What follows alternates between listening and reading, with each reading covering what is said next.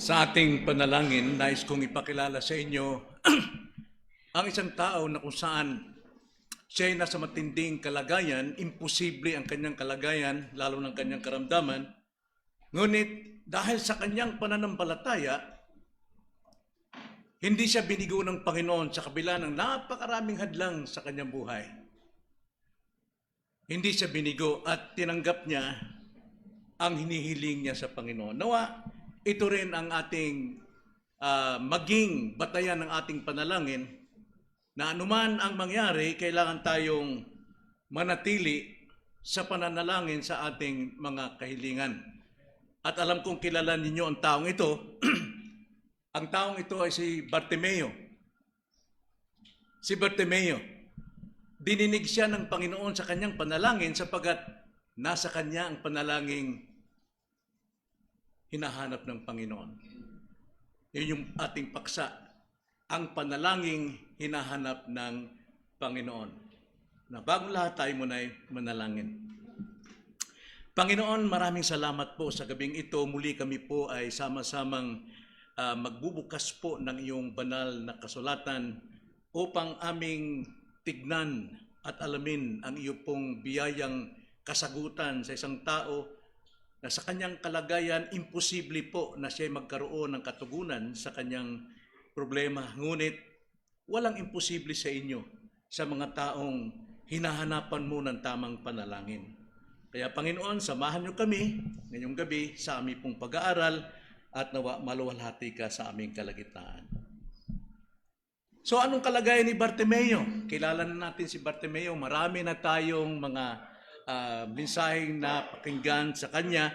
At ito'y matatagpuan natin sa Mark chapter 10, verse 46 hanggang 52. Na alam natin si Bartimeo, maaring siya po ay pinanganak na bulag, o di kaya siya po ay basta nabulag dahil sa aksidente o anumang kasalanan na nangyari sa kanya. Pero alam natin, ang pagkabulag ay napakahirap pong buhay ito. Wala kang makitang liwanag, o maaaring nagkaroon siya ng konting liwanag noon, pero nabigo siya sapagkat siya'y nabulag, at talaga namang sabik na sabik siya sa liwanag na kanyang naranasan.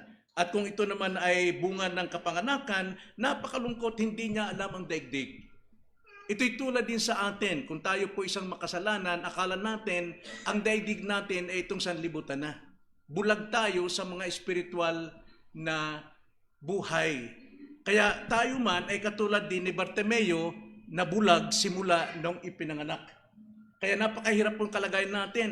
Kung tutuusin, anumang gawin natin sa sanlibutan ito, yumaman man tayo, dumuno man tayo, pero patungo pa rin tayo sa hukay, sa kamatayan. Now, si Bartimeo, alam natin ang kanyang kalagayan, wala na siyang pag-asa, kundi ang magpalimos. Araw-araw, gusto niyang kumita. At wala siyang matirahang bahay, walang kumupkup sa kanya, maliban siguro sa awa ng mga tao, binigyan siya ng balabal. At ang balabal sa panahong yon, ito yung kanilang bahay. Ito na yung tirahan ni Bartimeo. Ito yung comfort zone niya. Dito siya nakakatyak sapagat yung balabal po, pwede niyang isara ito at matutulog siya sa loob, parang nasa kutsyon siya, bilang proteksyon sa lahat po ng mga hayop sa labas.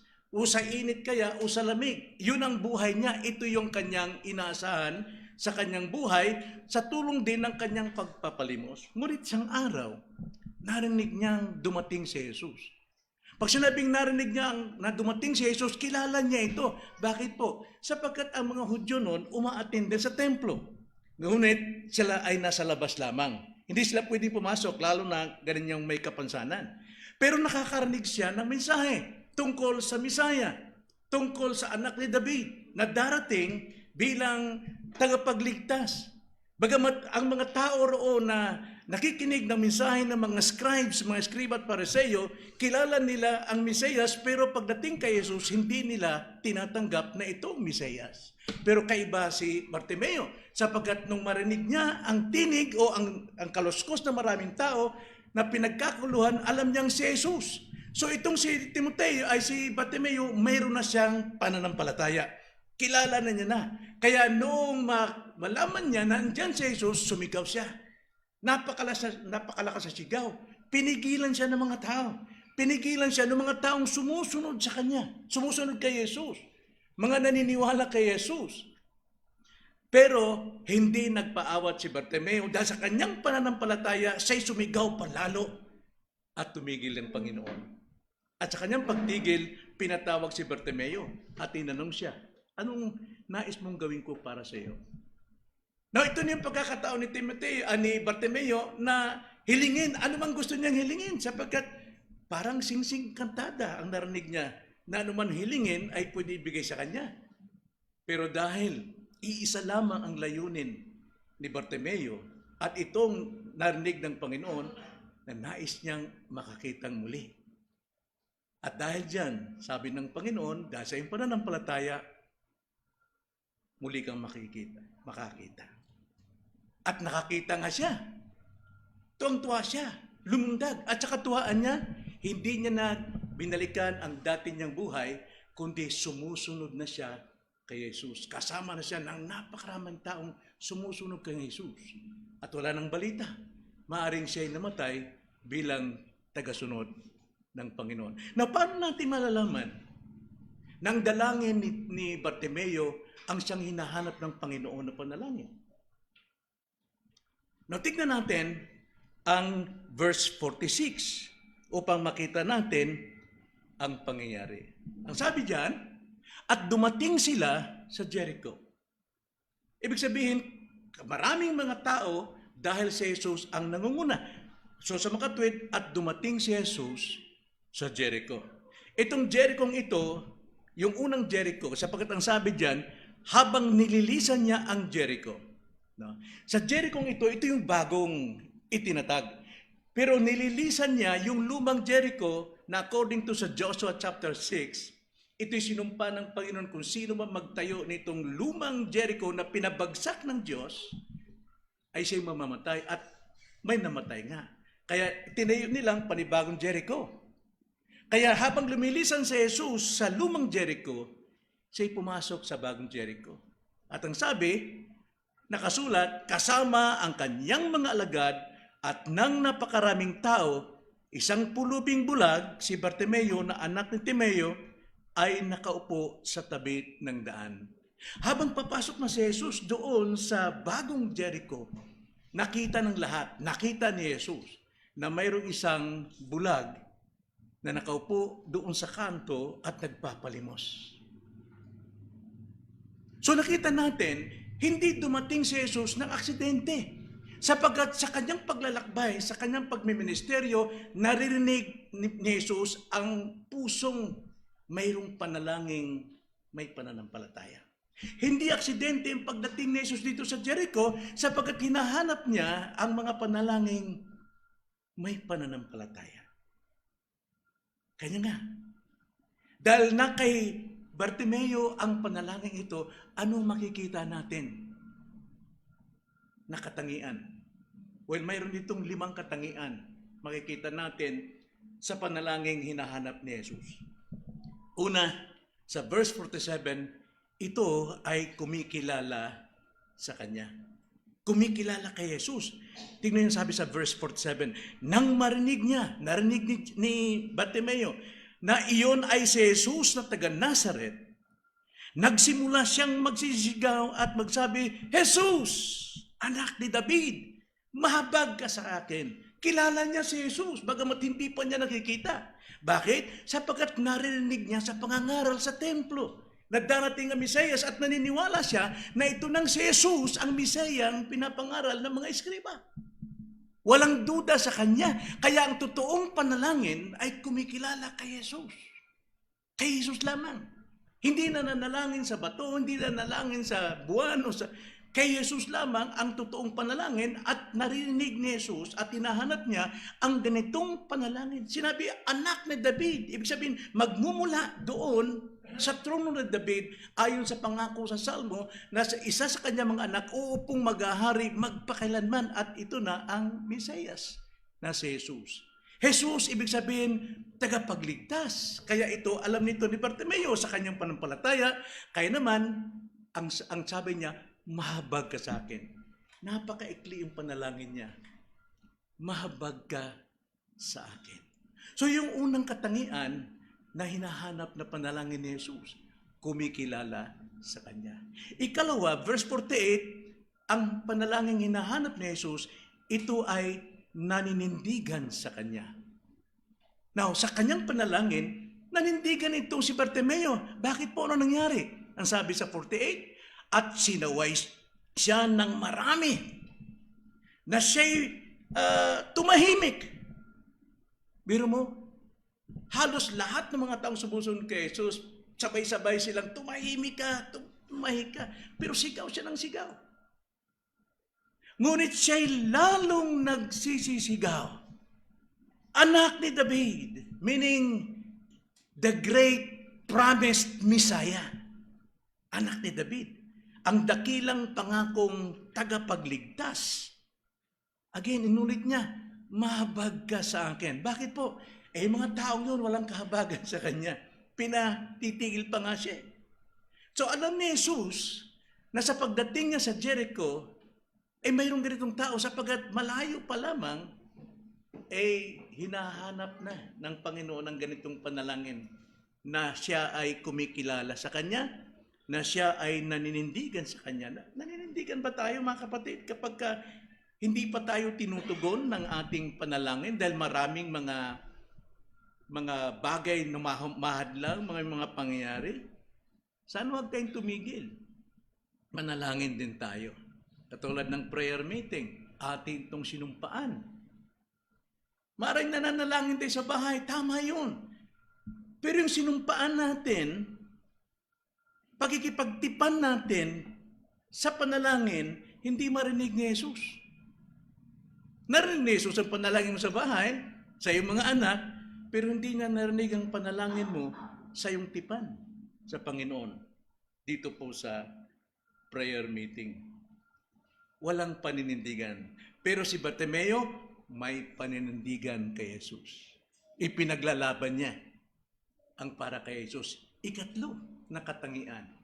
Verse 49. Ang panalangin dinidinig o hinahanap ng Panginoon, ito ay dumidepende sa Kanya.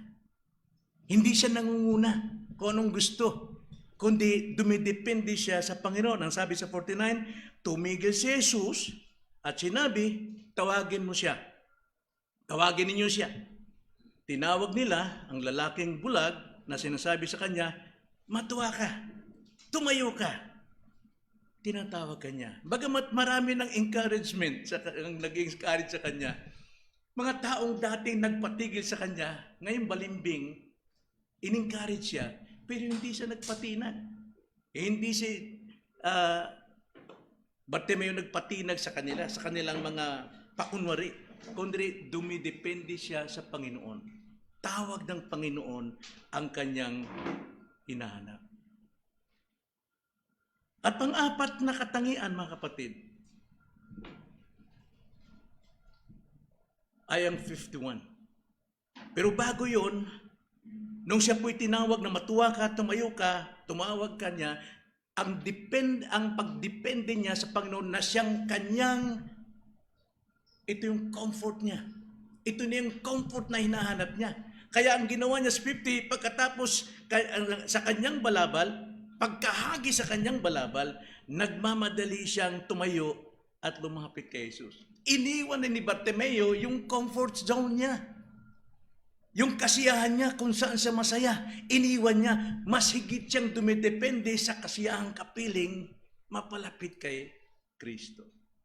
Minsan tayo, hindi tayo makaiwan sa ating ginagawa para makapiling natin si Kristo sa panalangin. Mas comfort tayo doon sa ating ginagawa na malayo sa kalooban at tipan natin sa ating Panginoon. Minsan dumepende tayo sa Diyos.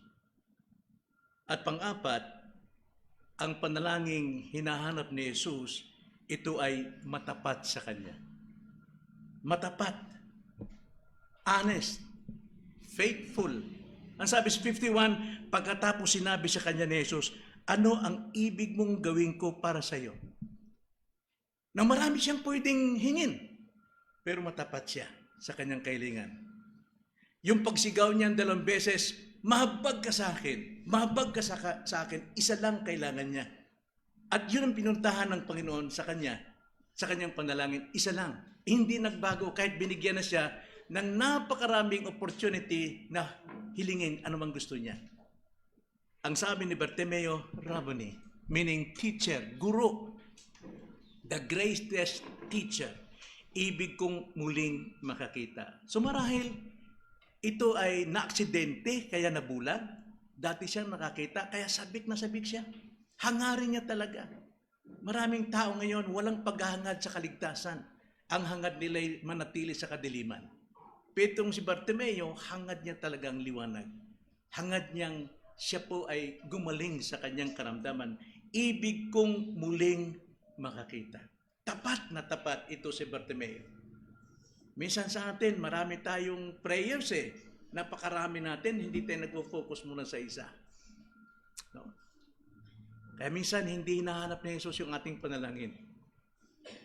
Then lastly, ang panalangin hinahanap ni Jesus, ito ay sumusunod sa Kanya. Marami sa atin, pagka sinagot na yung panalangin, nag-celebrate na tayo kung saan-saan. Hindi na tayo umati ng pagsama ng Sunday kasi talagang masaya tayo. Tumanggap tayo ng bonus, tumanggap tayo ng masarap. Kaya hindi na ito sumusunod kay Jesus. Pero si Bartimeo, ang sabi ni 52, sinabi sa kanya ni Jesus, humayo ka, pinagaling ka ng iyong pananampalataya. Malaya ka na. Sige, gawin mo kung anong gusto mo, humayo ka. You're free. Pero yung kalayaan ni Bartimeo, hindi niya sinarili. Ang kalayaan niya, ang sabi, agad na nagbalik ang kanyang paningin at siya'y sumunod sa kanya sa daan. Pag sinabing daan, ito yung buhay na naka-Jesus. Doon na siya namamalagi. Kaya ang tanong ko sa ating mga kapatid, hinahanap kayo ng Panginoon ng ating panalangin. Nawa nga, para makatsak tayo na hinahanap, dapat kahit paano taglay natin ang 5 ito. Na ito ay kumikilala sa Kanya. Na ito ay naninindigan sa Kanya. Na ito ay dumidepende lamang sa Kanya. At ito ay matapat sa Kanya at higit sa lahat, ito'y sumusunod sa Kanya hanggang sa daan ng Panginoon. Tayo manalangin. Panginoon, maraming salamat po sa inyong mga salita. Purihin ka sa iyo pong kabutihan sapagkat hindi nyo kami iniiwan sa aming sarili. Nandyan palagi ang iyo pong biyaya, ang kasulatan na magtuturo sa amin ng mga daan at magtutuwid sa amin sa aming mga kalikuan. Salamat po, Ama, at naway magpatuloy kayong magsalita sa amin at patuloy kaming makikinig sa inyo. In Jesus' name, Amen.